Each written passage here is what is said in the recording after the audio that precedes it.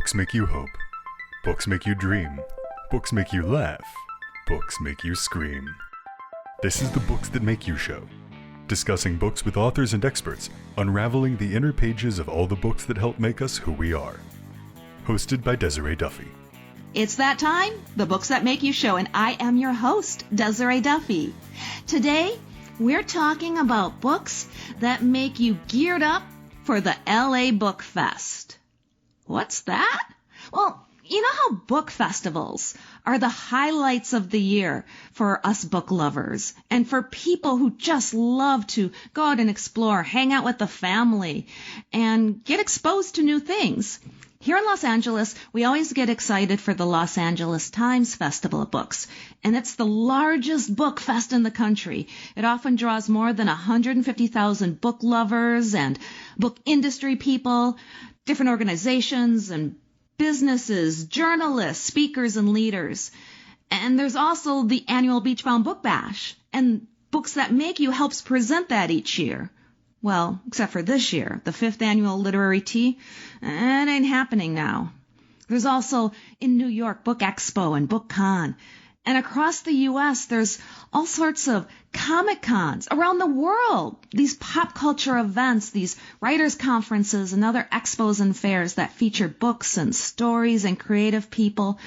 They're either canceled or postponed for a considerable amount of time.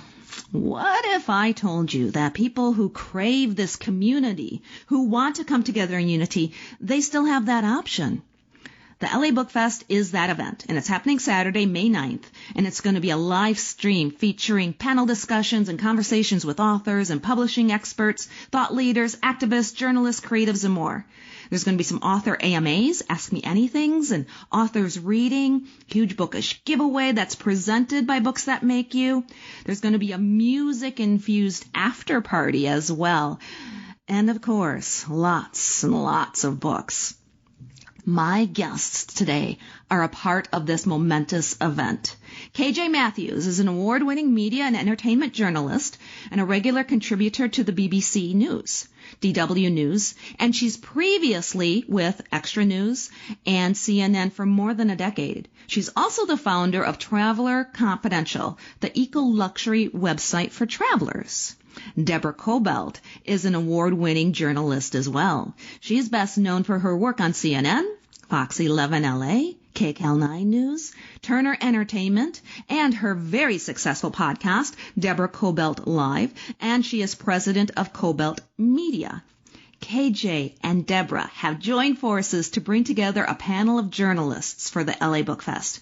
And right now, we're going to take a deeper dive into that vital topic. But first, welcome KJ and Deborah to the show. Thank you so much. we're honored to be here, and we're excited to be hosting a panel together for the Bookfest. So thank you for asking us to do that. Oh, you bet. And thank you for doing this show. This is the first time, by the way, we've had 3 people on. So this is going to be fun. And I'm very excited to have both of you here. So let me do it this way. I'm going to tag one or the other so we don't get confused as to who should talk. KJ, I'm going to start with you. During these strange times, how important do you think it is for people to have a sense of community, even if it is online? Oh, it's extremely important. I mean, we are a country that loves being outdoors, that loves staying connected, that loves going to events and talking to people and whatnot. All of that normally takes place outside of our home. What is happening right now has never happened in the world, but it's certainly never happened in America, where we are being forced to stay at home to save our lives.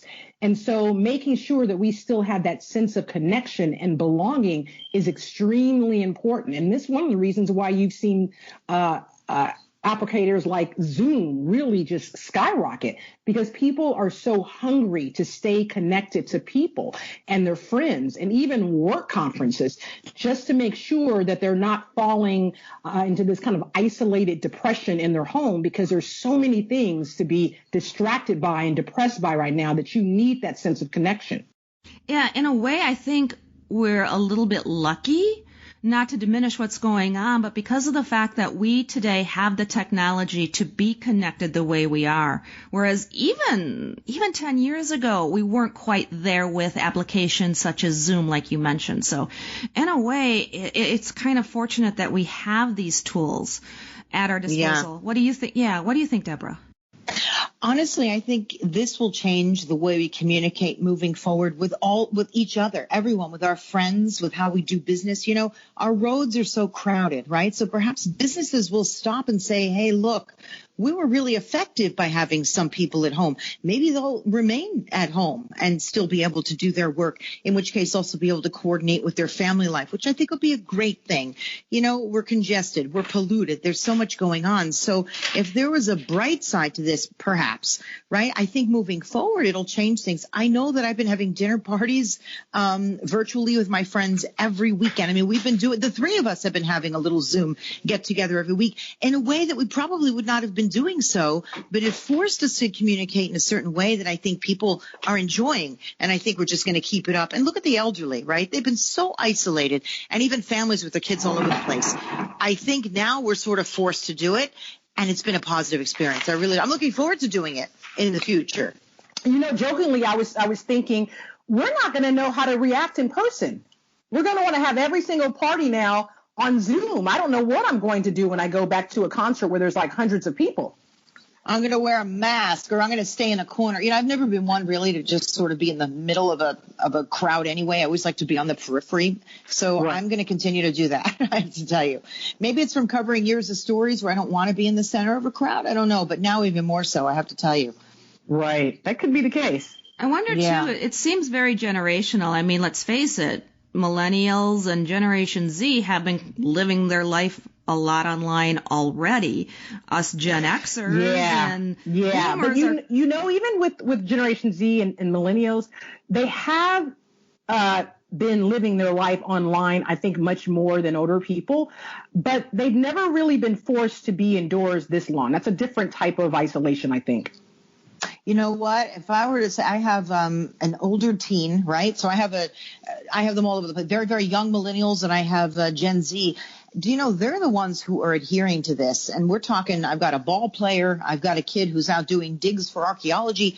And my middle son said to me the other day, Mom, how come your generation, they're the ones who are, you know, itching to get out, and we're the ones staying in, trying to keep everybody safe? I actually found that very interesting. Oh, that is interesting. It really is fascinating the way the different generations tackle this. And I know one of the books that you want to touch on a little later is about culture shock and surviving the 5 generations in one workplace. So we'll talk more about that in a little bit, because I think that's really interesting. Yeah. Right now, let's get into this panel, because you guys are journalists, and ultimately that's what the media does. They help keep us informed. They provide us news. They are the outlet, our eyes to what's going on in the world.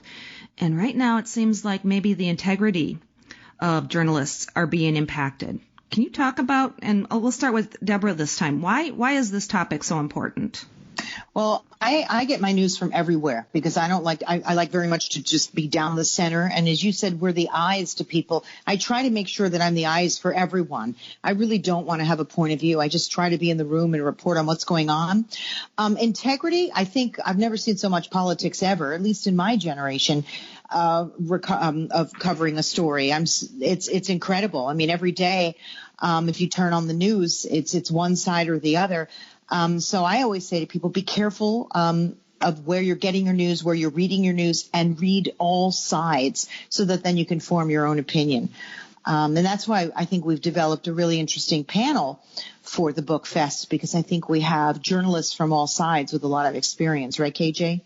Yeah, I think right now, if you're in journalism, what a time to be alive. This is a perfect opportunity for budding journalists to sink their teeth into, because never has there been a pandemic in our lifetime. We've never experienced that. On the one hand, you're dealing with an administration that's pushing forward a narrative about fake news in the midst of a pandemic. So it's become equally important for all journalists to not only inform their viewers, but to also help them separate fact from fiction as well, which is a totally separate duty. So these are challenging times for all journalists, but it's also a great time for budding journalists to really learn the true tenets of journalism.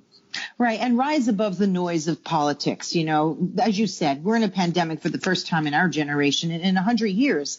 So just try to stick with the facts. I try to stick with science because I believe that that's, you know, more helpful than any of the noise that's out there. And I also cross-check my science depending upon where it's coming from. I really do. So that's another piece of advice I would give as you talked about budding journalists or just any journalists. Fact check. Yeah, you know, one thing I find helpful too, Sure. You pick journalists on both sides, both that are kind of from the left or kind of from the right. One who tends to have really verifiable sources and put out good information on a day-to-day basis, and follow them. And you can weed out the rest. I follow a number of individual journalists that not only break stories, but they really do in-depth investigative reporting. So you know that when they bring you a story, it's been well vetted, well sourced, and you know you're probably 99% of the time getting something that's absolutely factual and void of any fake news. Absolutely. I agree with you, KJ. That's terrific. How do journalists, you included, I mean, this is your world and these are the people that you work with and you associate with. What does it feel like emotionally when their integrity and the veracity of what they're reporting is attacked? You know, as a journalist that worked at CNN Network for a decade, even before that, I worked at a Fox affiliate, CBS affiliate, and an ABC affiliate. And it's so hard because I think so many people have their own views about journalists and don't understand how hard it is. And I'm not saying that no other profession is hard. Please don't feel sorry for us at all. But so much does go into getting a story and vetting it and making sure that it's accurate so that it doesn't harm anybody and then it's as balanced as possible. And I think a lot of people don't see that. I mean, if we look at even now during this whole coronavirus situation, so many people are thanking all the people on the front line, the healthcare workers, the police officers, the firemen, who no doubt are risking their lives. And we should all work really hard to make sure their lives are saved and that, you know, we help them out as much as we can because they're helping us. But also there are journalists out there who are on the front lines who've come down with this virus, who have been doing nothing but trying to get information out to the public every single day. And I think people forget about that. You know, when they're out there thanking people, that there are people out there who have gotten this virus because they're out there in the community interviewing people, trying to get the absolute latest information, whether it's about testing or some sort of funding for people who absolutely need that information day to day. You know, I've always looked at journalism as being, it's a responsibility and it's an honor to be part of the community, whether it's the local community, the statewide community, the national or international community. I really, really have. And I think it's a great privilege to be able to report to the public what we see. And I've always taken that quite seriously. And as I said, I will fact check in every possible direction to make sure that there's something in common with what I'm reporting. And I do agree with you, not that I'm looking for accolades, but I do notice that journalists are out there 16 hours every day trying to do the best they can and give the best story. So my hat's off to them who are out there in the field doing this. And it's not an easy job. Those who tend to report with a point of view first, not my favorite journalists, but I'll listen, watch, and read them anyway, just to understand where they're coming from as well. Yeah, I agree with you, Deborah. I think it's important to even listen to the opinionated ones. Yeah. You know what? That's what I tell my friends. I said, look, let's just say my friends are, on the left, right? I say, make sure you watch the right side all day and night, because then you can form an opinion on how to talk to them. And just the opposite. If you're a right-wing person, look at media that tends to be more on the left, because I just think you learn more. Don't you think? Absolutely. It's a balance. Yeah. It's a balanced perspective. We all need that. If we're only listening to people and agreeing with people who look like us and sound like us, then how are we being educated? Right. That's exactly right. You can tell we both worked for the same company, huh? Although I have to tell you something. In my many years at CNN or Fox 11, whatever, no one ever came to me and said, hey, you, this is your point of view. I have to tell you, I always felt like I had sort of the freedom to report as I saw it. How about you, KJ? Yeah, no, I always felt that way. I mean, I was very fortunate to work for both a Fox affiliate and for CNN, and there's two diametrically opposed, entities, as we both know. So I was really, really happy. But I've never worked at a place that tried to shove a certain opinion down my throat and expect me to report it or spit it back out to the public. Never have I had that. Same with me. So sometimes I wonder if that's fake news, if people are saying, oh, you're being told what to say. Not me, at least not when I worked there. No, not at all. Yeah, that's interesting. I think that's just good for people to know, because so many people are told that it is fake, that these platforms, the people that are on them are doing it either just for the money or for political favors, etc. And the reality is, like you guys are saying, that nobody's forcing you to say one way or another. They may be at the moment. I'm not really sure because I'm not in those newsrooms at the moment, but I just know that was never my experience. Now, in terms of lightening my hair color, yes, somebody would come in and say, hey, let's change that. Now, that would never fly today, but I do know I was never really told what to say, just had a look. Yeah, I agree with you on that too. But you know what I find interesting, Desiree and Deborah? I always find people who say things are fake news when they don't agree with it. Like, I never get accused of fake news until it's a position that I'm espousing or a position that a network is espousing that they don't like. Mm-hmm. I've never heard anybody question the veracity of news if it's a position they agree with. That's just interesting to me. That's very interesting. And maybe that's something too that everyone can do a little soul searching. If they feel something is fake or wrong or not truthful, well, maybe look inside themselves first to see where that might be coming from. Yeah. Well put. And wouldn't you say that's almost like with anything in life, right? If somebody doesn't agree with what you're saying, they'll challenge you and bring up the opposite point of view. I know that happens. It happens in my own house. Oh, yeah. All the time. Right? 24/7 as journalists, we always get that all the time. I can't tell you the times I've done stories, even in the past, where I picked up the phone and someone's saying, that's wrong. And you try to ask them why. And it's like, well, it's just wrong. I'm like, okay, so you disagree. I get it. I get it. You can have that opinion, but we did go through all the checks and balances. So we're going to stick with it. And another thing that you guys brought up is with this panel that you guys are putting together is the fact that nowadays, right now, because of everything that's going on, journalists are working long, hard hours. We were even talking about how some of the journalists may or may not be able to be there for the panel. So that's a great, it's a great honor to have the ones there who are there. So let's dig into that a little bit. I'll start first. This is Deborah talking. My dear friend, and we started in the business together, and I mean started where we were friends, where we would literally be sleeping on each other's floors, because when you start out in journalism, you start in a very meager means. So, but he ended up the senior White House correspondent for CNN, covering President Obama.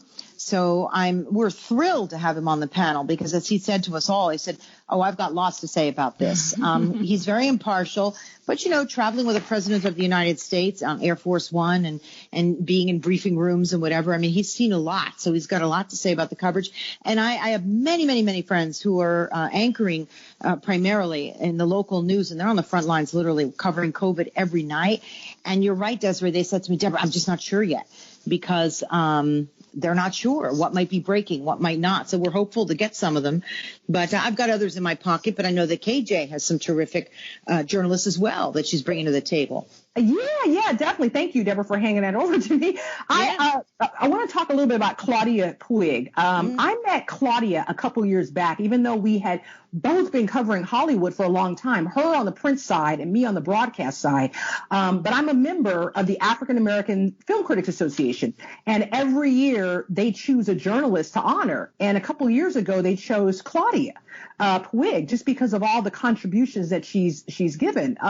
She is a very seasoned journalist that used to be a film critic for USA Today. She's contributed to TheWrap.com. She used to be a writer for Los Angeles Times.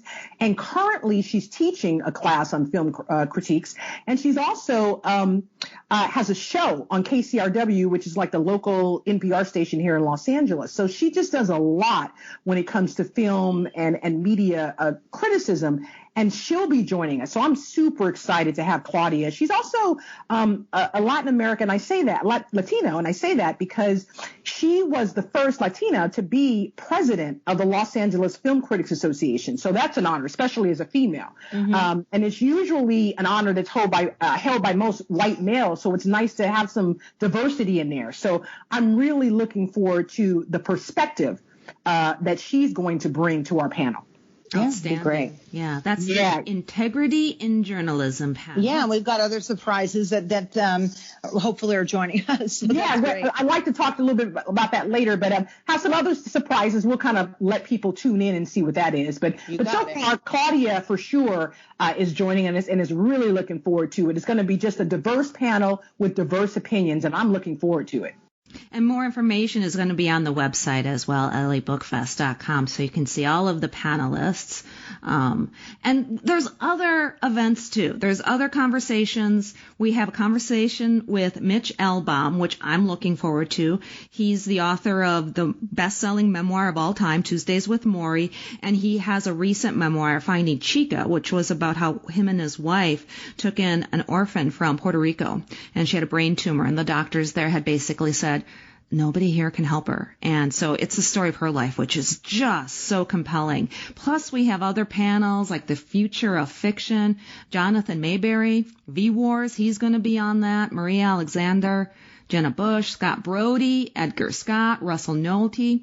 We also have panels with industry professionals and journalists. Sarah Kendzior, she's going to be in conversation as well. She's got an interesting book called Hiding in Plain Sight, so I think that's a good one. How about if you guys, so I kind of hit some of my highlights there. They're all highlights to me, quite honestly. I don't have time to get into every one, but tell us who you're looking forward to, guys. It's so funny. The minute you mentioned Sarah, I thought to myself, we could go 2 hour, like a 2 hour panel with her, because no doubt. Yeah. I am really looking forward to her talking about her new book. I don't know if I told you, Desiree, but for years I followed her on MSNBC, offering so many jewels of wisdom, and also just on Twitter. She's one of the most, I think, followed people on Twitter. People always look to her for her insight on everything. So I'm just really looking forward to her speaking. And even though she's always, talked about Trump and the administration, I can't wait for her to talk about how she's framing all that in the midst of this pandemic and how he and his administration is responding to all that. So that's just going to be so interesting to get her take on that. I'm really looking forward to that. That's going to be a high point. Absolutely. I also am looking forward to Joanna Dodd Macy. Is that how you say her last name? Is it Macy? Yeah, Macy, and, PhD. Yeah. Yeah, and she wrote the book Culture Shock, Surviving 5 Generations in One Workplace. I love this because, as we know, the work, people aren't just retiring. They turn 55 or 60. They're not just, folding up. You've got people in the workplace from, 18 to 85. You've got Gen Xers. You've got baby boomers. You even have the silent generation. They're all working together. And really, really interesting take on how that's unfolding in the world. I know that I just started another podcast. It's called Little Italy of Los Angeles. Oh my gosh, I'm so excited about that because that looks cool. They just designated a Little Italy district down in San Pedro, right? So one of the women who's helping me, she's fairly young. She's in her early 20s, and she said, "Let's get the millennials involved here because it's Little Italy is not just about people's nonas." And I thought you're absolutely right. So we're getting some very young pasta makers. So to Joanna's point, which she's the author of the book, how exciting to read about how people are working together. Now, her book is titled Culture Shock, but I think people are learning to work together. Yeah, I think that's great. To. Yeah, we have to. Yeah. And NJ Ayuk is going to be doing the opening keynote, and I know his book, Billions at Play. Both of you, I believe, are pretty familiar with NJ. Yes. I think, wow, what a time to be talking about the oil industry right now. Better believe it. With so much going on. Who would have thought? Usually a lot of talk about the oil industry is reserved for places like Bloomberg and CNBC on a daily basis, or the Financial Times if you're into the print press. And that's pretty much where it's been kind of relegated to. But not now. Not now. It's like First Block, CNN, Fox News, LA Times, it's all over. It's going to be interesting to get his take on what is happening and how it affects oil markets internationally.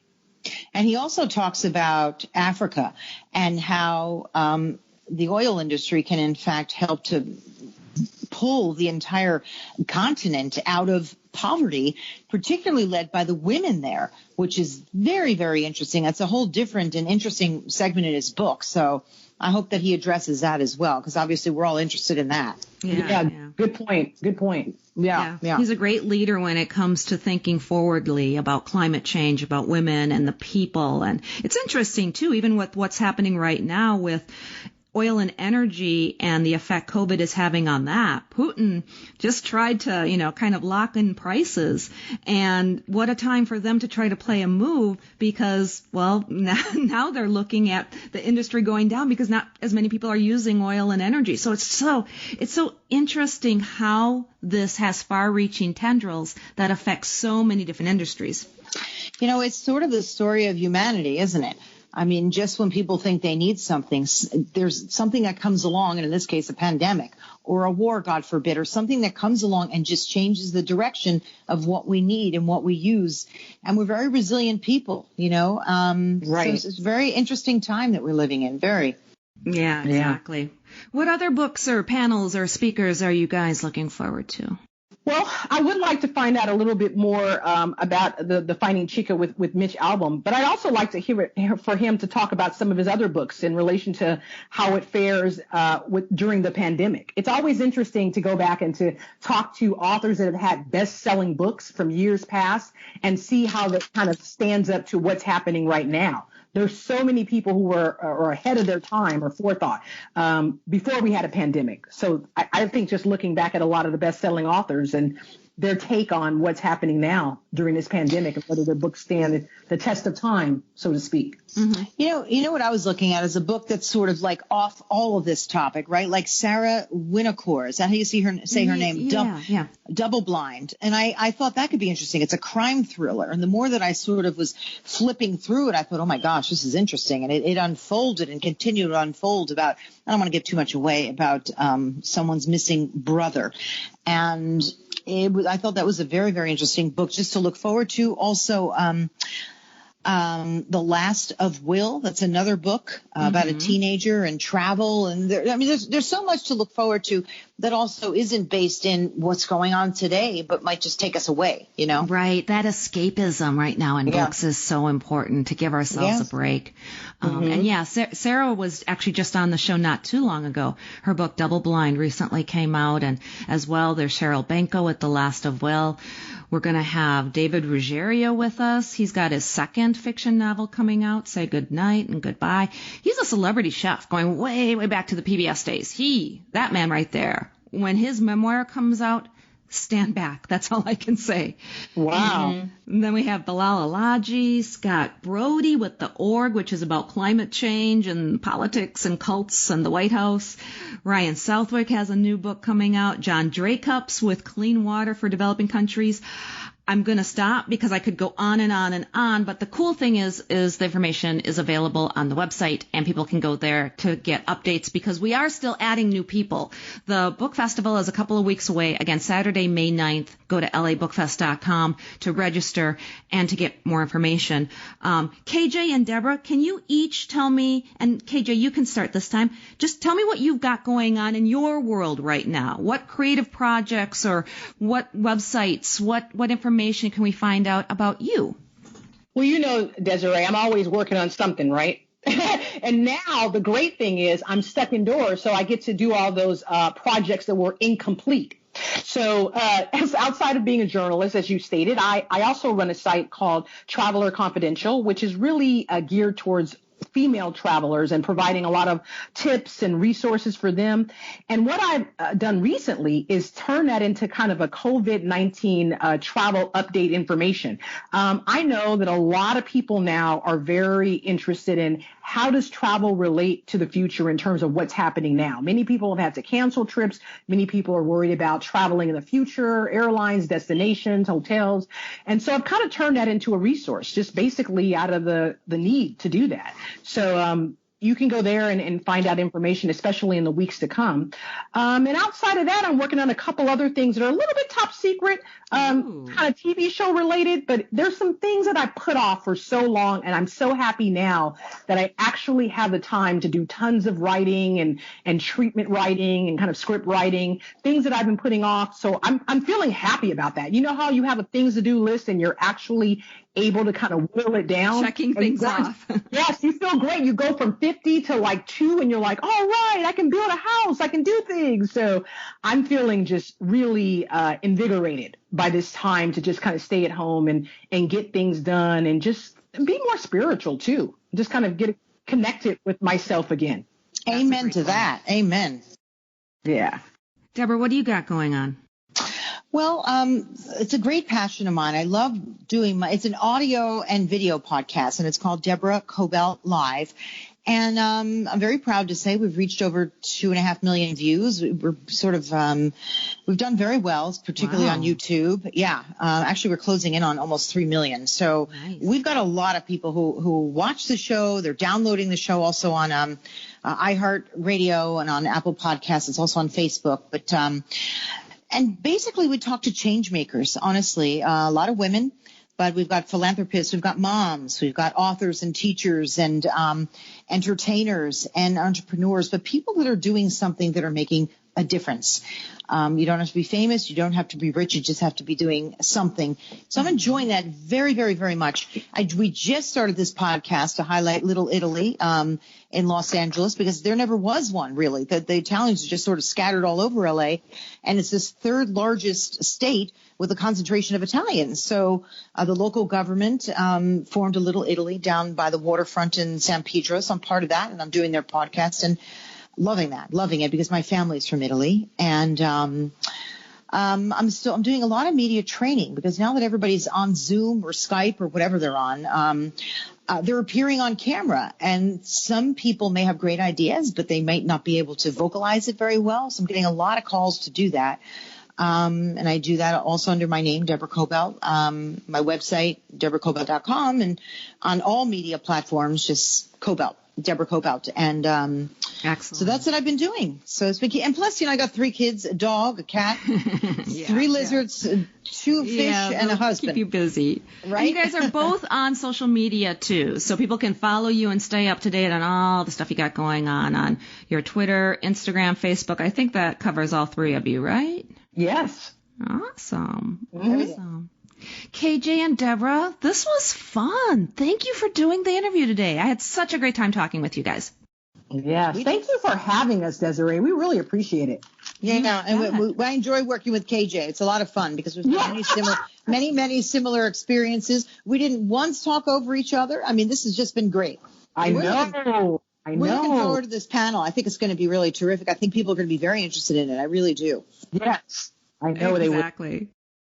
And once again, the panel that they're talking about is Integrity in Journalism, and it's part of labookfest.com, which is happening Saturday, May 9th. Go to the website. It starts at 10 a.m. Pacific time, and it goes all the way into the night. There's actually going to be an after party as well with musical guests. There's going to be a big bundle of books that we're giving away on behalf of your friends here at Books That Make You. So enter to win that. There's going to be author AMAs where you can ask the authors anything in the chat room. And again, there's going to be great panels, keynote speakers, conversations. So I hope you can join us, all of my bibliophiles. Once again, my name is Desiree Duffy, and thank you for being with us today here on Books That Make You. And you can find out more about us and the show on booksthatmakeyou.com. You can also follow us on Facebook and Instagram. Until next time, please, my friends, enjoy all of the books that make you exactly who you are.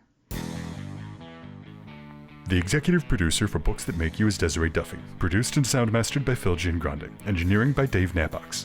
Social media and promotion by Bree Sweeter. For more, visit booksthatmakeyou.com.